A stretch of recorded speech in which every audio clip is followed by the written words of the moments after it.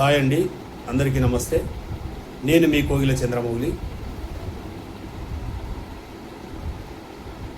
ఈరోజు రాజకీయాలు ఎవరికి అవసరం అనే అంశంతో మీ ముందుకు రావడం జరుగుతుంది.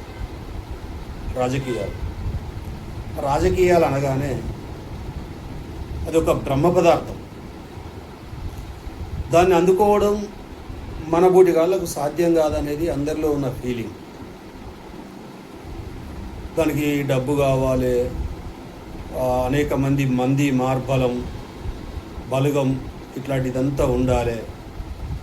రాజకీయాల్ని మనం అందిపుచ్చుకోవాలంటే మనతో నేడయ్యే పని అని చెప్పేసి చాలామంది నిరాసక్తత వ్యక్తం చేస్తారు రాజకీయాల మీద. వాస్తవంగా ప్రస్తుత రాజకీయ పరిస్థితులు కూడా ఇప్పుడున్న రాజకీయ నాయకులు కూడా ఇదే కోరుకుంటారు. ఎందుకంటే రాజకీయాలు చేయగలిగిన వాళ్ళంతా రాజకీయాలకైతే వాళ్ళకు భవిష్యత్తు ఉండదు.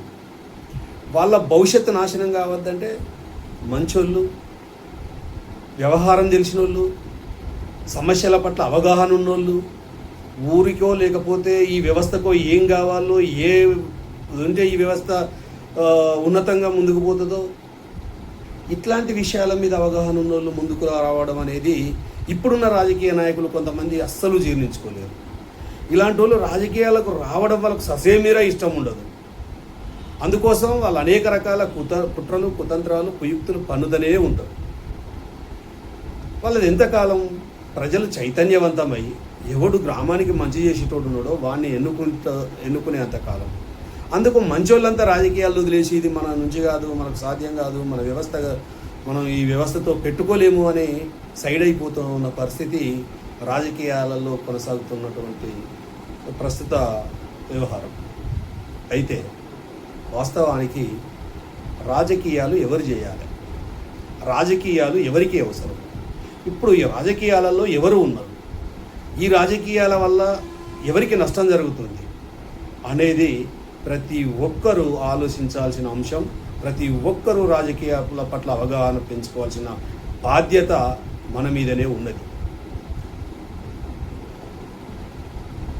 వాస్తవానికి రాజకీయాలు గ్రామాలలో ఏ విధంగా ఉంటాయి అని అంటే,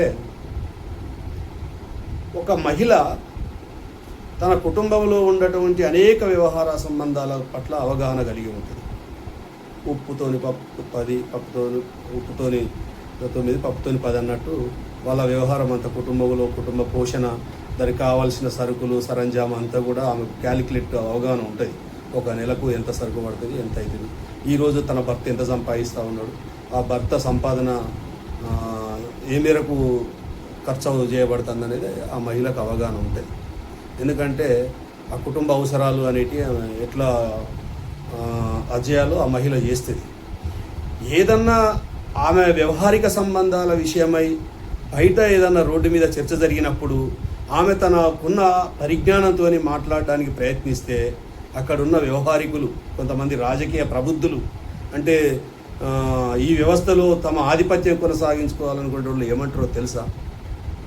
ఏమమ్మా ఏం మాట్లాడతానో, ఆడదాని లెక్కుంటూ రాదు, నీకు అవసరమా ఈ వ్యవహారాలన్నీ అని చెప్పేసి చైతన్యవంతం, అంటే ఆ పరిస్థితుల పట్ల అర్థవంతమైన విషయాల్ని మాట్లాడేటువంటి ఆ మహిళను ఆ పెద్ద మనిషి నోరు మోగిస్తాడు.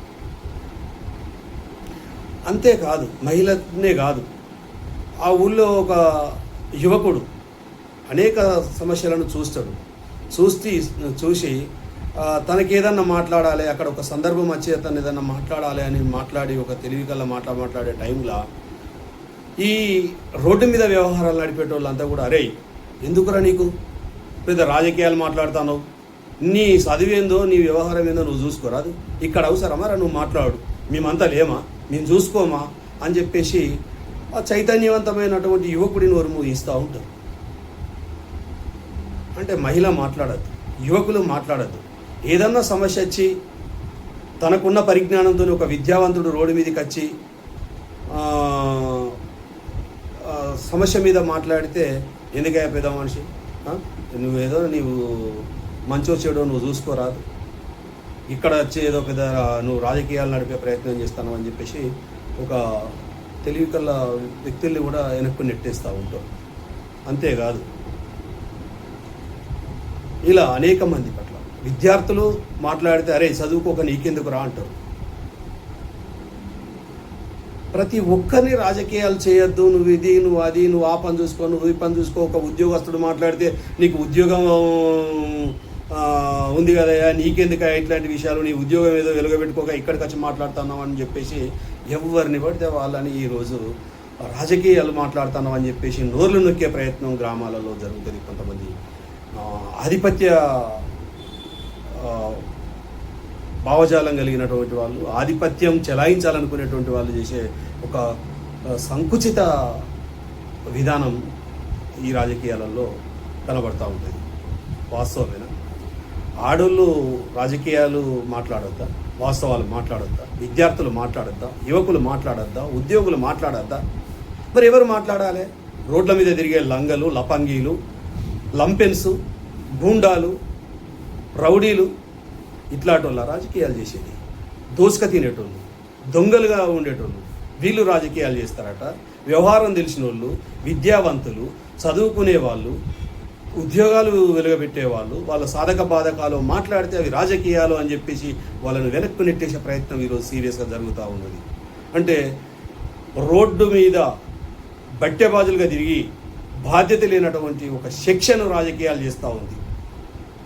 వాళ్లకు ఎక్కడ అనా పైసా కూడా నెత్తి మీద పెడితే అమ్ముడు పోయినటువంటి వ్యక్తులు ఈరోజు రాజకీయాలు శాసిస్తూ ఉన్నారు. వాళ్ళు రాజకీయాలు చేసినంత కాలం వ్యవస్థలో మార్పు ఎట్లా వస్తుంది? వాళ్ళు రాజకీయ నాయకులుగా ఉంటే మనం ఎట్లా మన గ్రామాలను అభివృద్ధి చేసుకుంటాం? మనం సమాజాన్ని ఎట్లా అభివృద్ధి చేసుకుంటాం? అలాంటి వాళ్ళందరినీ వెనక్కి నెట్టేసి మేమే రాజకీయాలు మాట్లాడతాం, మేము మాత్రమే రాజకీయాలు చేస్తాం, మేము స్వచ్ఛమైనటువంటి సమాజాన్ని కోరుకుంటున్నాం, మేము నిజాయితీగా ముందుకు పోవాలనుకుంటున్నాం అని చెప్పేసి వాళ్ళందరినీ కూడా వెనక్కి నెట్టేసి అనుభవశీలు, యువకులు, మహిళలు, విద్యావంతులు, విద్యార్థులు, ఉద్యోగులు రాజకీయాల్ని అవగాహన చేసుకొని ఒక లంపెన్ సెక్షన్ను వెనక్కు నెట్టాల్సిన బాధ్యత మన మీద ఉన్నది అని చెప్పేసి, రాజకీయాలు మనకే అవసరమని ఘంటాపథంగా చెప్పాలని చెప్పేసి కోరుకుంటూ మీ అందరికీ ధన్యవాదాలు తెలుపుతా ఉన్నాను.